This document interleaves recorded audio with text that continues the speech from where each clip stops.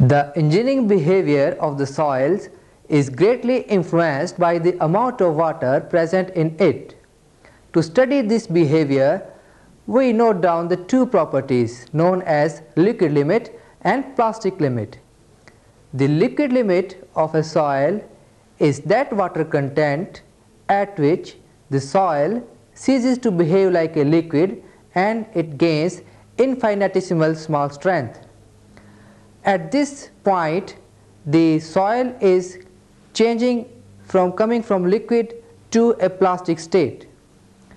The laboratory determination of the liquid limit is carried out usually by a liquid limit device, which is shown here.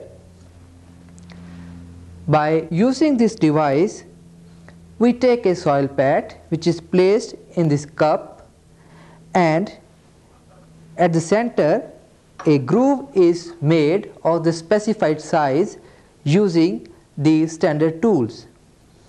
The soil is then allowed to flow from both the sides by giving jerks using this knob. Now, the liquid limit as per this determination is that water content at which, if the soil in this cup is given 25 number of blows, the two parts of the soil will flow towards center and just meet. Another method which is used for determination of liquid limit is the cone penetrometer method. Now let us first see what is the equipment required for determination of liquid limit by the cone penetrometer. This is the cone penetrometer. It has a base, a spirit level to check the horizontal of this base. This whole assembly can be moved up or down using this clamp, and the penetrations are noted on this dial, which is graduated in 1/10 of the millimeters. For example, here this is 0 and a total movement of up to 10 indicates the penetration of 1 millimeter.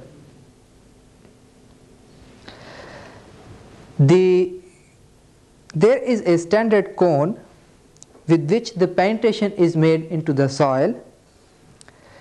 This cone is made of stainless steel.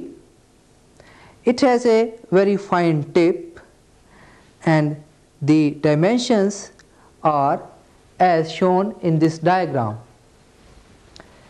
It has an apex angle of 30 degree with a permissible variation of ½ degree, and the total length of the cone is 35 millimeters.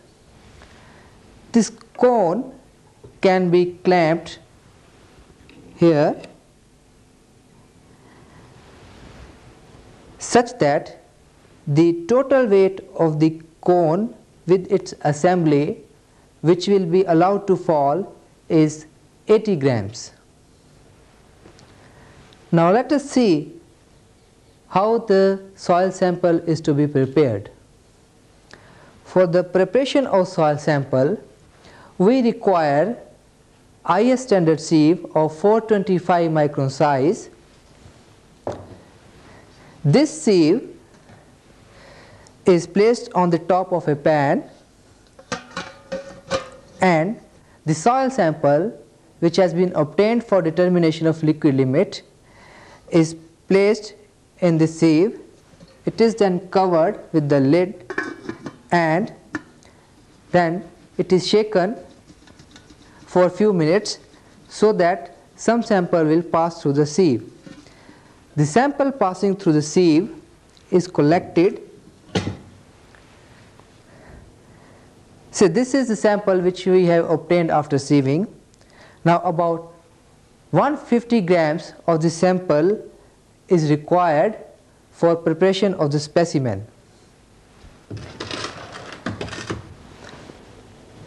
The sample is prepared by adding some water and mixing the soil with water thoroughly so that a paste of uniform consistency is obtained. This paste is then transferred into the cylindrical container made of brass. This container has specified dimensions. After transferring the soil in this container, the top surface is flushed to give a smooth appearance. This cup now is placed at the center of the base. Now the tip of the cone will be brought in contact with the top surface. By moving this clamp, we can lower the cone and the finer adjustments are carried out by using this clamp. Now to check as whether the tip of the cone is just in contact with the surface, you can see the reflection from the surface should just coincide with the tip of the cone. Now at this stage the sample is ready for penetration. Now first let's note down the initial reading, or we can bring the pointer to 0 level. This is the automatic penetration timer. With this help we can release this cone exactly for the 5 seconds, which is the specified duration. By operating this switch, this release knob will allow the cone to penetrate into the soil.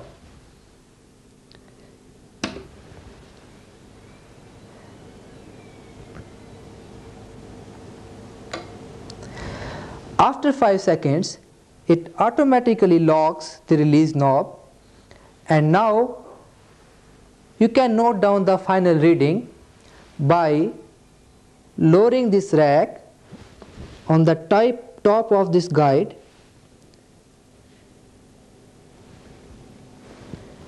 and the final reading may be noted. Now the difference between final and initial reading will give you the amount of penetration.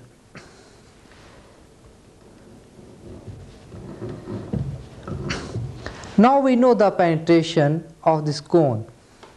The second step in this exercise is to determine the water content of this sample, which is done by the oven drying method. For this purpose, we take a empty aluminum container, the weight of which is known to us, and some sample from this container is taken, and the weight of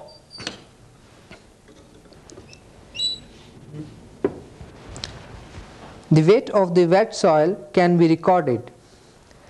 This balance is of the capacity of 200 grams and sensitivity of 0.01 grams.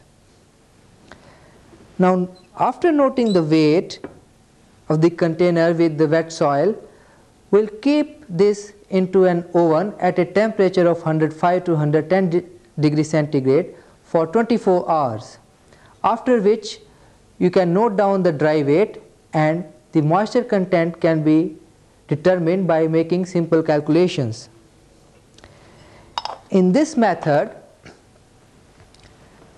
we take 3 or 4 sets of reading such that different penetration between the range of 14 to 28 millimeters are obtained. Now these readings have been recorded in a proforma which may look like this. The penetrometer recordings, initial and final, the difference of which gives penetration, and the corresponding to each penetration we determine the water content. So we have about 3 or 4 sets of such readings. The penetration is then plotted against water content on a semi-log graph, taking penetration along x-axis on the log scale, and the water content in percentage is plotted on the y scale, which is on the simple graph.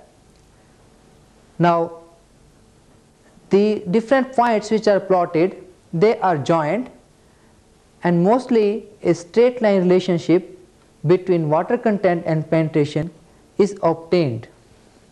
Now from this graph, corresponding to a penetration of 20 millimeters, you can note down the water content. This water content denotes the liquid limit of the soil sample.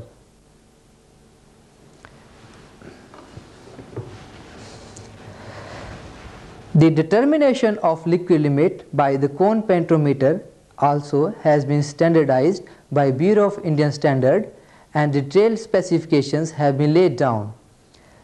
This method has a few advantages, because whereas in this method it is difficult to find out the liquid limit of the soils which contain appreciable amounts of sands, with cone penetration it is simpler to determine. Using an automatic timer reduces the chances of human error. Further, in this method, the accuracy is largely dependent on many factors, which includes the accurate filling, the accurate cutting of the groove, and the accuracy in the height of fall, whereas this method is comparatively free of the procedural errors.